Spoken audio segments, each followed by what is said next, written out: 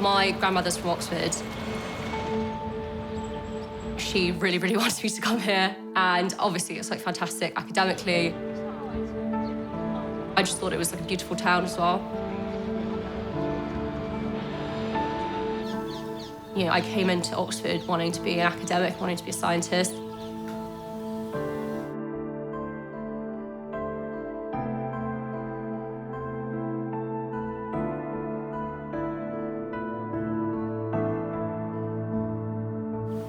There is no way I'm getting into academia after what happened to me. It is an absolute cesspit.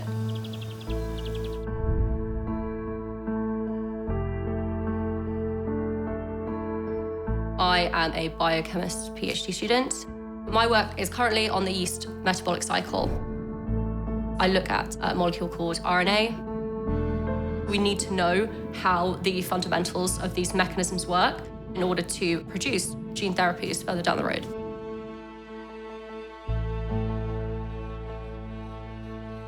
I have endometriosis, interstitial cystitis, and chronic gastritis, which basically means that I'm constantly in abdominal pain, and I have some nerve damage from an operation. Obviously, those things cause a lot of depression and anxiety. Essentially, the college was aware that I was having all of these physical health problems, mental health problems, and they didn't want to deal with it. And so they gave this responsibility to this man who they knew was a friend of mine.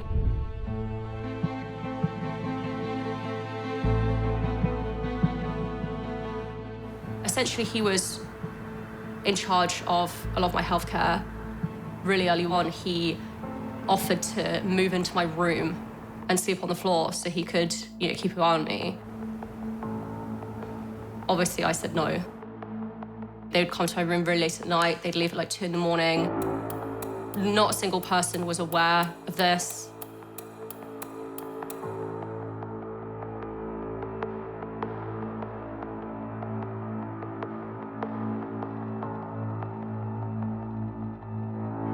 I got a really bad kidney infection and I was in absolute agony and I had to get rushed to hospital. I had to get intravenous morphine.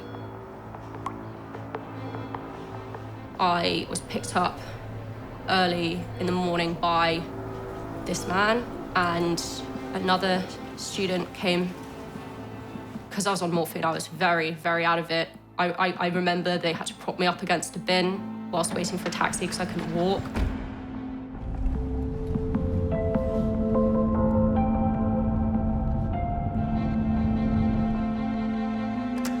The lights were off and she was in bed. He was also in bed, watching something on a laptop. I felt like I'd invaded a private moment. I don't remember Harriet speaking or moving. And I don't remember if she had her eyes open.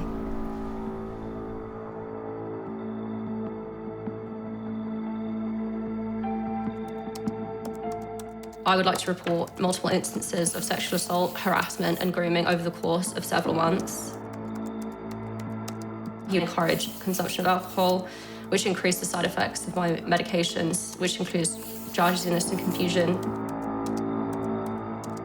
He then initiated physical contact, including getting into bed with me whilst I was severely physically ill and on morphine.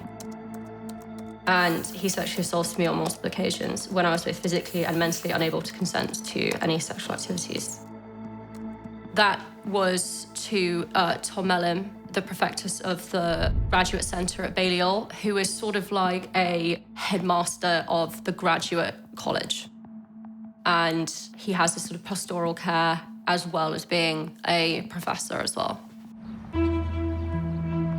I also went to the college chaplain, who's the head of welfare, Bruce Kingsley, and I told him that I'd been assaulted and I was going to report it. And the first thing that he said was that I should be wary about it because it could have a huge impact on the man who assaulted me, his life. In that same meeting as well, he asked me if I was aware of the effect that I had on men and called me very physically attractive.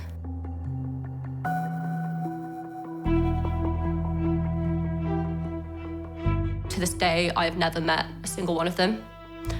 I agreed to this, and I never got the opportunity to be interviewed. I asked multiple times if I could provide my multiple evidence, which included medical documentation, eyewitnesses. Please do not give me any new materials now. You will have to wait until the panel decides if, when, and how it might receive such information.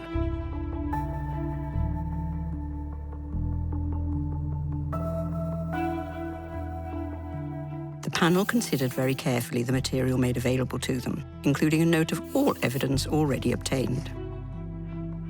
There was no evidence obtained. This is the frustrating thing. The letter cited all this evidence. I hadn't provided any evidence. I hadn't given any official testimony. They concluded the college should take no further steps in relation to the complaint under the terms of paragraph 2.7 of the non-academic disciplinary procedure. And essentially, when I looked it up, 2.7 is a way for the college to say, if you report something to the police, they will not investigate when the police investigation is taking place. But then if you don't report something to the police, they also reserve the right to not investigate it. So it's damned if you do, damned if you don't.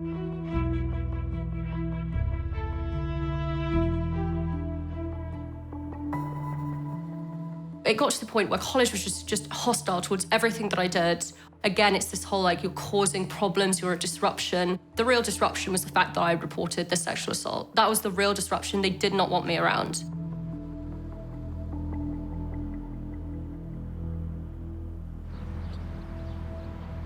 I've always had disability access accommodation for 2.5 years, and I applied for it again for the 3rd year. And I got an email from the prefectus saying that they would only be able to give me my accommodation if I did certain things for the college.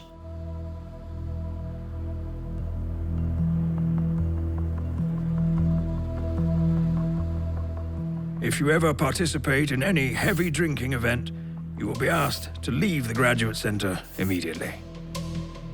I feel like this sort of painted me as this sort of drunken slut, essentially. It came out of nowhere. There was no incidences regarding that.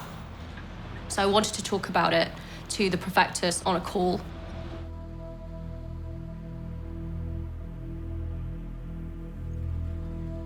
I just mentioned random big events that I've heard exist, right? It was mentioning things like clubbing, that I would be sort of corrupted by this, and that would be the sort of downfall. If you're saying, Harriet, that you can go into and drink heavily at a heavy drinking event, and that will not cause any problems to your study, if you can assure me that that's fine, then I'll accept that. I've had no previous run-ins with the college regarding anything like that. I'm a graduate student, also a disabled student. There's a very limited amount of activities that I can do. If you're saying that you are okay and everything, then that's fine. Right? Which means I will not impose any such condition. It was all very weird and very sort of moralistic. Yep, you've made the case very clearly that you think this is, that you know and you assert that this is irrelevant. I'll accept that case. Okay?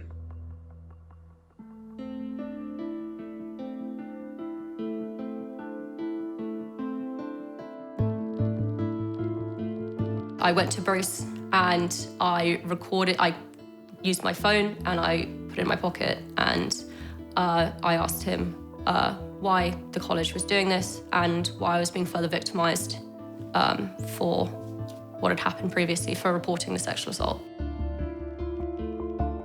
Well, it depends where you want to land up. It's kind of getting the target right.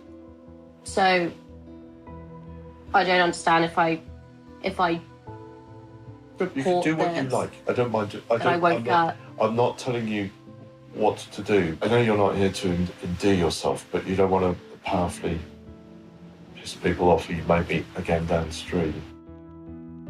I was absolutely furious at this point. I couldn't believe that the college would stoop to the level of, just victim blaming, harassing, leveraging up my disabled access accommodation. So I met up with the activist group in Oxford called It Happens Here.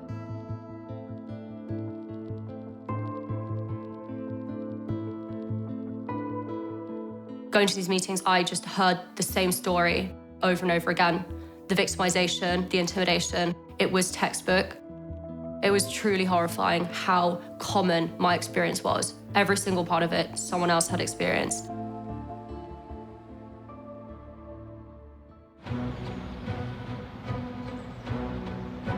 I think that the college is terrified of any reports of sexual assault because it looks bad on the college.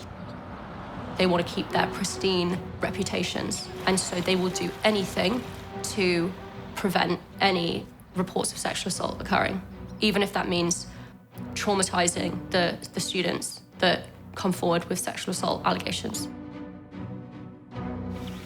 It made a huge impact on my life, and it still has, and I think that I will not be the same person again after going through what I did. I've just completely lost my passion for officially being part of the university system. I couldn't do it.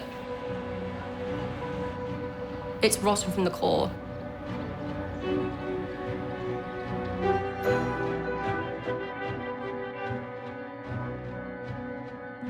Balliol College said they take any allegation of sexual assault very seriously and investigate within their policy framework. They said they offer generous support to students with disability or health challenges to enable them to complete their studies and fulfill their potential.